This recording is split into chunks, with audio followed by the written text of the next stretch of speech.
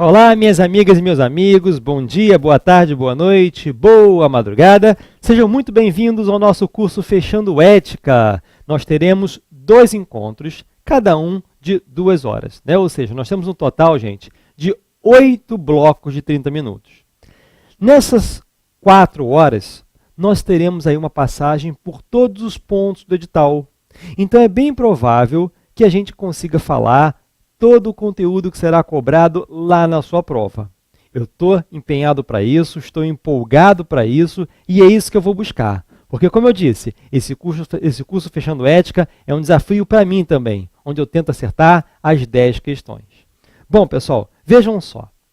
Para você que já vem estudando a matéria, lendo a legislação, já assistiu ao meu curso completo, sejam as 6 aulas que nós temos no curso completo, ou as 5 aulas lá do nosso intensivão Vamos Juntos, agora vocês terão a oportunidade de revisar a matéria. Vejam só, eu falarei as mesmas coisas que eu falei nas 6 aulas, nessas nossas 2. É claro que lá eu explico com os mínimos detalhes, falo bem devagar, mostro aqui, ensino os macetes também com a maior calma.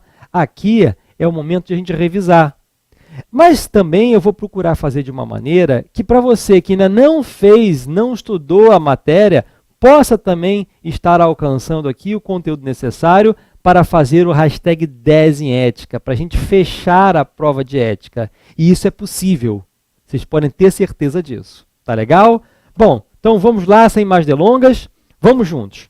Olha lá, pessoal, a legislação é aquele material que consta lá no edital, não é? Diz que as questões são feitas com base na Lei 8.906 de 94, que é o Estatuto da Advocacia da OAB, é a OAB. Também cai o Regulamento Geral do Estatuto da Advocacia da OAB, é o nosso RG. Lembrando que regimento interno não cai não, o que cai é Regulamento Geral. E também precisaremos estudar o novo Código de Ética e Disciplina, o nosso NCED, que já sofreu alterações. Então, o material que eu estou trazendo aqui para vocês está atualizadíssimo. Eu sempre lembro, a nossa matéria está sempre passando por pequenas mudanças. Nada de estudar para material desatualizado, viu, pessoal? As aulas do YouTube, que até o SERS disponibiliza alguns blocos, algumas partes de blocos, nem pensar em estudar por lá. Tá? Enfim, porque realmente muita coisa já mudou. E é claro que você não quer estudar por material desatualizado, porque você tem que fazer um hashtag 10 em ética, não é isso? Bom, pessoal, contem comigo, vamos juntos. Vem para cá. Olha lá, gente, quadros da OAB. A OAB ela é formada por 2 grandes quadros. Ela tem o quadro de advogados e o quadro de estagiários. Os requisitos necessários para quem quiser ser advogado estão no artigo 8º e os requisitos para os estagiários estão lá no artigo 9º. Então, vamos a ele. O artigo 8º diz, para inscrição como advogado é necessário, primeiro, capacidade civil, 2, diploma ou certidão de graduação em direito obtida em instituição de ensino oficialmente autorizada e credenciada. Olha lá, gente, o Estatuto Velho, que era a Lei 4.215 de 63, exigiu diploma. Quem não tivesse diploma não podia ser advogado.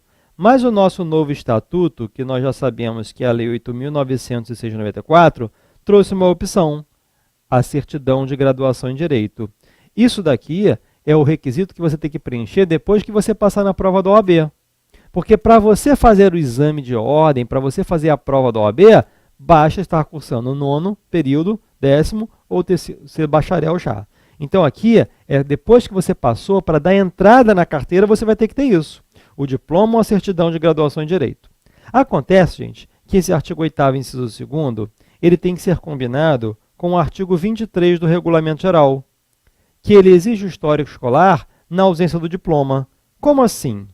Então, se não tiver o diploma, tem que ser a certidão de graduação mais o histórico escolar. Perceberam? Ou o diploma, ou então esses 2.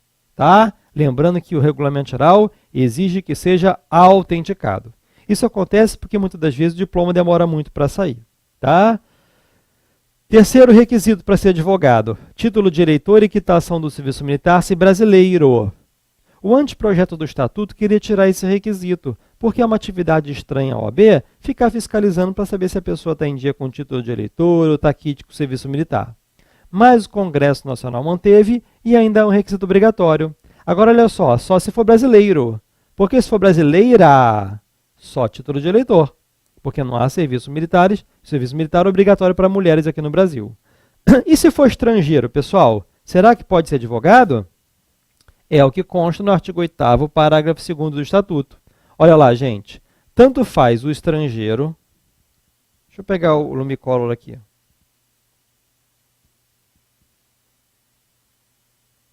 Ó, o estrangeiro ou o brasileiro quando não graduado em Direito no Brasil. Ou seja, o estrangeiro ou o brasileiro que fizeram faculdade em outro país. Deve fazer prova do título de graduação obtido em instituição estrangeira, devidamente revalidado, além de atender aos demais requisitos previstos nesse artigo. Ou seja, eles terão que revalidar o diploma, fazer valer aquele diploma no Brasil e também terão de preencher os mesmos requisitos do artigo 8º que nós estamos estudando. Inclusive o 4º requisito, que é a aprovação no exame de ordem. Claro, né, gente? Se o estrangeiro ou o brasileiro que fizeram faculdade de Direito em outro país, se eles querem ser advogados aqui no Brasil, eles têm de provar que conhecem o direito brasileiro e a língua portuguesa. Como é que eles vão provar? Sendo aprovados no exame de ordem. Agora, olha só, gente, por precaução total, já que a gente tem que fazer o hashtag 10 em ética, deixa eu comentar aqui com vocês aqui uma coisa. A OAB ela pode ditar provimentos, né? E existem dois provimentos que falam do advogado estrangeiro. Existe o provimento 91 de 2000 e o provimento 129 de 2008. Esse provimento 91 de 2000 do Conselho Federal da OAB diz o seguinte: um advogado estrangeiro pode vir para o Brasil, abrir um escritório para fazer consultoria em direito do país dele, sem ter inscrição aqui na OAB. Exemplo, advogado da França vem para cá, abre um escritório para fazer consultoria em direito francês. Ele pode, perfeitamente. Agora, se ele quiser advogar nos tribunais judiciários brasileiros ou prestar consultoria em direito brasileiro, aí tem que fazer exame de ordem e tem que ser advogado. Aqui no Brasil também, está escrito na OAB. Muito bem. Agora, esse provimento 129 de 2008 é aquele que diz: quem tem a inscrição em Portugal, lá na Ordem dos Advogados Portugueses, pode vir para o Brasil, se inscrever na OAB, sem fazer exame de ordem e sem revalidar o diploma. Tá legal? E a recíproca é verdadeira. Já já vocês vão ter a OAB, vocês vão ter também o direito de tirar a OAP em Portugal. Tá legal? Continuando, gente. Para inscrição como advogado é necessário não exercer atividade incompatível com a advocacia. E aqui é importante a gente não confundir essas 4 expressões, pessoal. Atividade incompatível, conduta incompatível, inidoneidade moral e crime infamante. Vamos revisar isso aqui? Ó. Isso é bem importante, hein? Até para a gente poder... Eu sei que vocês já aprenderam, já assistiram nossas aulas, mas vamos revisar isso aqui. Atividade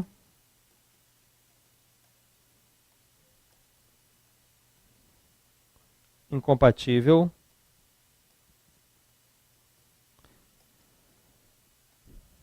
é diferente de conduta incompatível, que é diferente de inidoneidade moral,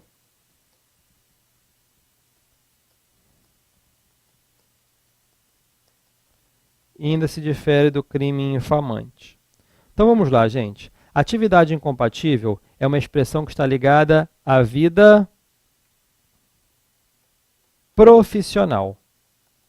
Então, quem exerce uma atividade compatível, nós vamos ver, são os casos do artigo 28 do Estatuto, não podem advogar. Policial militar, técnico judiciário, até pode fazer faculdade de Direito, faz a prova da OAB, passa, mas por exercer atividade compatível não pode ser advogado, pelo menos por enquanto. Depois que se aposentar, tudo bem, né? Ou pedir exoneração, seja lá o que for.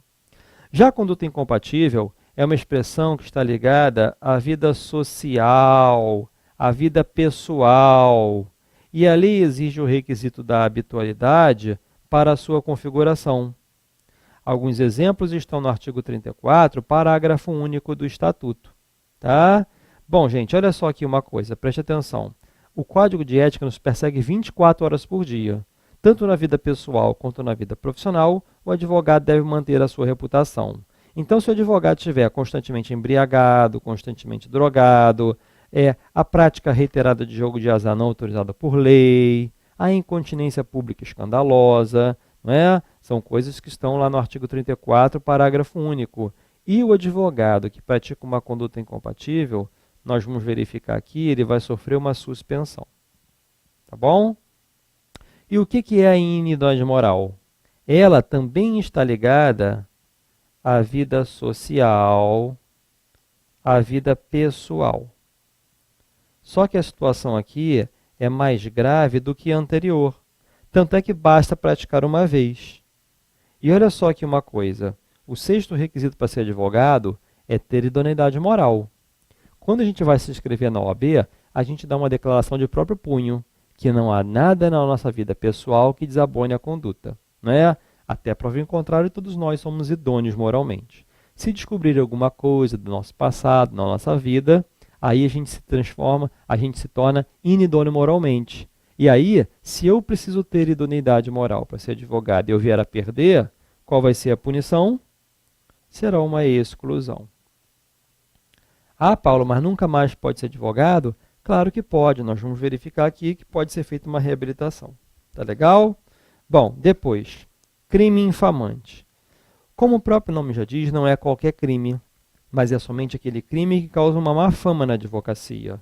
Exemplo, se o advogado está dirigindo seu carro e atropela alguém. Isso é infamante para a advocacia? Não, ninguém vai falar mal dos advogados por causa disso. Mas olhem só o advogado que é preso fazendo tráfico de drogas presídio. Todo mundo vai começar a falar, advogado se vende por qualquer dinheiro, advogado é assim mesmo. Ou então advogado que é condenado por desviar milhões de uma empresa para a qual ele trabalha. Todo mundo vai começar a falar, grandes novidades, advogado é assim, pega dinheiro de todo mundo. Então, quando aquele crime causa uma má fama, denigra a nossa imagem, né, isso é um crime infamante. E o crime infamante é um exemplo de inidoneidade moral, que também gera exclusão. Agora, olha só, gente, para qualquer pessoa ser considerada inidônea moralmente e vier a ser excluída, tem que ter o voto de 2/3 de todos os membros do conselho competente. Perfeito? É isso aí. Bom, e o 7º e último requisito é prestar compromisso perante o conselho, ou seja, fazer o juramento. Tá legal? Percebam, pessoal, que nessa nossa aula aqui é uma revisão de todo o conteúdo, né? Vou repetir, você que já vem estudando ética, agora não tem nem muito que anotar não, é mais prestar atenção mesmo. Muita gente deixa para assistir a essa aula, né, lá nas vésperas da prova, na sexta-feira, né, na quinta-feira. Tem gente que estuda até sábado e domingo na véspera. É temerário, assim, é complicado, porque vai que falte luz na sua casa. Então também não deixa para muita última hora não. Como você pode ter acesso 2 vezes, de repente assiste 2 vezes. Né? Gente, ética é matéria que você tem que se dedicar nessa reta final, porque tem como gabaritar assim. Perfeito? Bom, olha lá. E quais são os requisitos para quem quiser ser estagiário? Bom, os requisitos estão no artigo 9º. Gente, para ser estagiário inscrito na OAB, tem que estar cursando os últimos 2 anos da faculdade de Direito. Bacharel em Direito, que nunca teve carteira de estagiário, pode ter. Paulo, mas isso fere a lei de estágio. Não tem problema. Para a nossa prova, a gente vai marcar o que está no estatuto. Para o estatuto pode. É o famoso mundo edital que eu digo. O mundo real é o que acontece na prática. Mundo virtual somos nós aqui na internet, no online. E mundo edital é o que vai cair na sua prova. Se está perguntando de acordo com o estatuto, regulamento geral e código de ética, marque o que está escrito lá.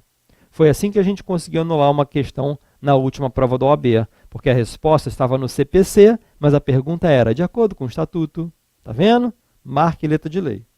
Muito bem, gente. Dando continuidade aqui, o estagiário tem que levar uma declaração, para ser estagiário, tem que levar uma declaração de que já tem um estágio garantido, normalmente é no escritório modelo da faculdade. Mas pode ser também em escritórios credenciados OAB, departamento jurídico de empresa que sejam credenciados OAB. Agora, o estagiário tem que preencher alguns requisitos do artigo 8º também. Olha aqui, ó. Estagiário precisa de capacidade civil? Precisa. Diploma? Ainda não. Título de eleitor e quitação do serviço militar brasileiro? Sim, se tiver mais de 18 precisa. Aprovação no exame de ordem? Estagiário não. O quinto, precisa, isso cai bastante. Para ser estagiário, não pode exercer atividade incompatível com a advocacia. Como, por exemplo, um militar do Exército, chegando aos últimos 2 anos da faculdade, ele não pode ser estagiário, inscrito na OAB. É claro que ele pode frequentar o estágio, história modelo, para fim de aprendizagem, mas é proibida a sua inscrição na OAB, porque ele exerce atividade compatível. 6. Estagiário também precisa ter idoneidade moral. Estagiário não pode ficar bebendo por aí. Quer dizer, beber pode, né, gente? O problema é que ele faz depois que ele bebe, né? Então, tem que ter cuidado. Depois, prestar compromisso perante o conselho. Tá legal? Tem que fazer o juramento também. Maravilha. Então, passando já para o nosso próximo ponto, é uma aula realmente, um batidão, né, para a gente poder revisar todo o conteúdo, e até porque todos os conteúdos, conforme nós vimos, são bem curtinhos e bem fáceis. É por isso que eu tenho certeza de que você vai dar um show em ética, né? Tipos de inscrição, gente. O advogado pode vir a ter 3 tipos de inscrição: principal, suplementar e por transferência. O estagiário só tem um tipo de inscrição, cujo nome é inscrição de estagiário mesmo. E já perguntaram uma vez em prova, em que local deve ser feita a inscrição do estagiário? É no estado onde ele mora ou no estado onde ele estuda? É no estado onde ele estuda, gente. Artigo 9º, parágrafo 2º do Estatuto. A carteira de estagiário deve ser feita naquele conselho seccional da OAB do estado onde estiver localizada a sua faculdade. E ele pode fazer estágio em qualquer outro estado do país, porque ele não pratica atos de advocacia, ele pratica atos de aprendizagem. Tá bom? Agora, o advogado pode vir a ter 3 tipos. Venham comigo aqui, ó. A inscrição principal, gente, é a primeira inscrição que vocês podem fazer. Então, olha só, vocês vão fazer a prova da OAB, vocês vão passar na primeira fase com hashtag 10 em ética, vocês vão passar na segunda fase e vão ganhar um certificado de aprovação. Parece um diploma ele, tá? Só que nem todos podem ser advogados e advogadas. Porque de repente alguns de vocês que estão me ouvindo exercem atividades incompatíveis. Policiais, servidores do TJ, né? Então, pode deixar guardado porque vale para sempre. Mas se você não exerce nenhuma atividade compatível, você pode escolher. Porque também, se não quiser se inscrever agora, não se inscreve não. Mas se você quiser se inscrever, a primeira inscrição é a principal, que deve ser feita naquele estado onde você pretende estabelecer o seu domicílio profissional, onde você vai advogar. De repente, não é nem onde você fez o exame de ordem. Vocês são, por exemplo, de São Paulo, vocês podem ir lá para a Bahia e se inscrever na Bahia. Não tem problema nenhum, desde que vocês afirmem que lá vocês vão advogar.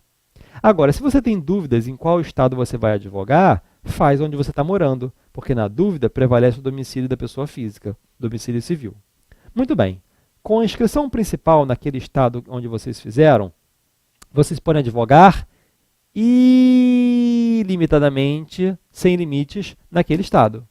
E poderá advogar em todos os outros estados do Brasil, de forma limitada. Por quê, gente? Porque se eu passar a exercer a advocacia com habitualidade em outro estado, eu tenho de providenciar uma outra inscrição, cujo nome é inscrição suplementar. A inscrição suplementar, ela deve ser feita quando eu passar a exercer advocacia com habitualidade. E essa habitualidade ela é ferida por 2 formas. A primeira é a que consta no artigo 10, parágrafo 2º do Estatuto, quando o advogado tiver mais de 5 causas. Tá? Até 5 causas, inclusive, eu posso advogar sem problema nenhum. Se exceder 5, ou seja, se eu tiver 6 ou mais naquele ano, naquele outro estado, aí sim eu preciso suplementar. Agora, a minha inscrição é do Rio de Janeiro, tá? A minha. Se eu tiver 3 em São Paulo e 3 em Minas Gerais, não soma um com o outro não, tá? Eu posso ter até 5 em cada estado. E eu não vou precisar avisar a OAB de lá e nem avisar a OAB daqui. Agora, se eu tiver a 6ª causa, eu já tenho que estar com a suplementar. Quando eu tiver com 5 e já quiser pegar a 6ª, aí realmente eu vou ter que já dar a entrada logo. Tá? Porque com a 6ª causa, eu já vou ter que estar com a suplementar. Aí, se eu advogar sem ter suplementar, os atos são nulos? Não, não são, mas eu vou sofrer um processo suplementar na OAB porque desobedeci o Código de Ética, o Código de Ética e o Estatuto. Tá legal? Agora, olha só, gente, preste atenção numa coisa. Tem coisas que não contam, que eu posso fazer à vontade. Vamos supor que eu vá para outro estado fazer advocacia extrajudicial. Não tem problema, posso fazer à vontade. Parecer jurídico, né? Posso fazer à vontade. Advocacia em processos administrativos. Então não conta advocacia extrajudicial, carta precatória não conta, não vai contar também impetração de habeas corpus e também não vai contar advocacia nos tribunais superiores e interestaduais. Então, por exemplo, o TRF da 2ª Região, ele pega a seção judiciária do Rio de Janeiro e do Espírito Santo. Os advogados do Espírito Santo que quiserem advogar no TRF da 2ª Região, que fica no Rio de Janeiro, podem fazer à vontade. Agora, se eles quiserem advogar no TRF1, que já fica em outra área, não tem nada a ver com o Espírito Santo, até 5 pode. Aí é normal, 6 ou mais suplementar. Tá legal? A outra forma de se aferir a habitualidade é a que consta no artigo 15, parágrafo 5º do Estatuto. Ocorre quando eu for abrir uma filial. Então, se o meu escritório, aqui no Rio de Janeiro, sede no Rio de Janeiro, com 5 sócios, a gente abre uma filial em São Paulo. São os mesmos sócios. Só que só um vai ficar em São Paulo. Não interessa, todos eles têm que ter suplementar. Existe uma presunção de que quando eu abro a filial, todos os sócios vão advogar. Então, se abrir filial, todos os sócios têm que ter suplementar. Tá legal? E a inscrição por transferência, artigo 10, parágrafo 3º, deve ser feita quando houver mudança efetiva de domicílio profissional. Então, eu não quero mais advogar no Rio de Janeiro. Eu vou me mudar de vez para Pernambuco. Eu faço a minha inscrição por transferência, ou seja, eu transfiro a minha principal. E onde eu tinha suplementares, elas vão ser mantidas. Não tem problema nenhum. Legal? Muito bem, mais um assunto encerrado. Vamos agora revisar licença e cancelamento. Vamos juntos? Olha lá, gente. Licença e cancelamento. Qual a diferença? Na licença, o advogado vem advogando.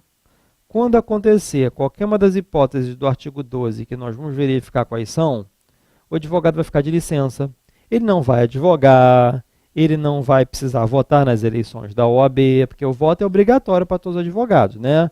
Se o advogado não votar ou não justificar o porquê não votou, paga uma multa de 20% do valor da anuidade. Tá legal? Bom, depois que cessar o motivo que gerou a licença, ele volta a advogar com o mesmo número de inscrição. Certo? Vejam, olha, prestem atenção no que eu vou falar, gente. Quando o advogado está de licença, ele ainda é advogado, só que fica um tempo afastado. Agora, no cancelamento, quando o advogado cancela, ele não é mais advogado. Tanto é que quando ele voltar a advogar, vai voltar com um novo número de inscrição. Aquele número antigo não se restaura não, tá? Fica para dados históricos da OAB. Ninguém mais vai ocupar o número 1 da OAB. Tá certo? A inscrição 1 ninguém mais vai ocupar. Maravilha? Muito bem. Quais são os casos de licença? Artigo 12 diz, licencia-se profissional que 1. Assim o requerer por motivo justificado. Olha a diferença, gente. Muitas pessoas preferem pedir a licença ao cancelamento. Porque na licença ele volta a advogar com o mesmo número, é mais rápido para voltar a advogar, mas só vai conseguir se tiver um motivo justificado. É claro que na prova eles não vão te perguntar qual é o motivo justificado ou não, porque isso é na prática que a OAB vai decidir. Agora, exemplos que podem ser considerados, tá? Para você poder entender. O advogado que vai fazer um doutorado na Europa, o advogado que está com uma doença grave, ou ele precisa fazer uma viagem profissional por conta de um outro trabalho dele, né? Depois, também é licenciado o advogado que passar a exercer em caráter temporário atividade incompatível com o exercício da advocacia. Preste atenção, a gente viu ainda há pouco, a gente revisou, que atividade incompatível não pode ser desenvolvida junto com a advocacia, né? Claro, porque senão seria compatível, não é isso? Então, olha lá, um policial militar não pode ser advogado. Um prefeito não pode ser advogado. Nós vamos ver todas, tá? Mas se for o contrário, gente, se eu que já sou advogado, depois eu fizer um concurso para a polícia, eu vou ter que cancelar, porque é concurso público, nesse caso é uma atividade compatível, tem caráter definitivo. Né? O concurso público, a aprovação pressupõe a definitividade, né? A posse, claro, né? Enfim, depois do período de estabilidade, mas de qualquer forma, para a sua prova é assim. Perfeito? Cancelamento. Agora, se eu for eleito prefeito, aqui, ó, prefeito, governador, presidente da República, assessor desembargador, ministro da Cultura, secretário de Educação de um Estado, tem caráter temporário, porque são mandatos eletivos ou então são cargos de confiança. Tá? Famoso também cargo exonerável ad nutum, né? Cargo de livre nomeação e livre exoneração. E também licencia-se o profissional que sofreu doença mental considerada curável. Como a doença é curável, enquanto ele estiver mentalmente enfermo, não advoga. Depois, quando melhorar, já que é curável, volta a advogar com o mesmo número de inscrição. Tá legal? Cancelamento. Artigo 11. Cancela-se a inscrição do profissional que 1. Assim o requerer. Vejam que não precisa de motivo justificado. Quer cancelar, cancela, problema dele. Ou então sofrer penalidade de exclusão. A exclusão é a sanção mais grave que a OAB pode aplicar a um advogado. Tanto é que quando ele é excluído, a sua inscrição ela é cancelada. Pode voltar a ser advogado depois? Pode, vamos revisar isso daqui a pouquinho, né? Depois, cancela-se a inscrição do profissional que falecer. Claro, se morrer, vão cancelar. Uma vez perguntaram em prova se todos os casos de cancelamento são pedidos pelo próprio advogado. Claro que não, né, gente? Tem casos que poderão ser feitos de ofício, porque se ele falecer, ele não pode ir lá pedir. Claro, vai estar morto, né? Enfim, mas ó, exclusão, o inciso 4º também, passar a exercer em caráter definitivo atividade compatível com a advocacia. Ou o próprio 5º, perder qualquer um dos requisitos necessários para a inscrição. Ou seja, qualquer um dos requisitos que ele perder capacidade civil. Agora, olha só, eu não vou nem entrar naquela questão, mas o Código Civil foi mudado, o artigo 5º, aquela questão da capacidade civil foi alterada. Gente, para prova letra de lei, tá? Se perder qualquer um dos requisitos do artigo 8º do Estatuto, que são os requisitos para inscrição, cancela-se. Beleza? É isso aí. Bom, e aí a gente começa a tratar de um outro assunto que é muito importante, a questão do impedimento da incompatibilidade. Para começar, impedimento é a proibição parcial do exercício da advocacia, né? Ou seja, quem está no âmbito do impedimento pode advogar menos contra a favor de algumas pessoas que nós vamos ver estão lá no artigo 30 do Estatuto, certo? E os casos de incompatibilidade, gente?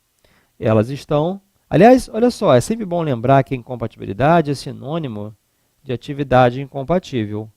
E aqui, ó, o que acontece é uma proibição total do exercício da advocacia. Sendo que essa proibição total, né, essa incompatibilidade, ela pode ter caráter definitivo, que vai gerar o cancelamento, conforme nós acabamos de ver, ou ela pode ter caráter temporário, que vai gerar a licença. Perfeito? É isso aí.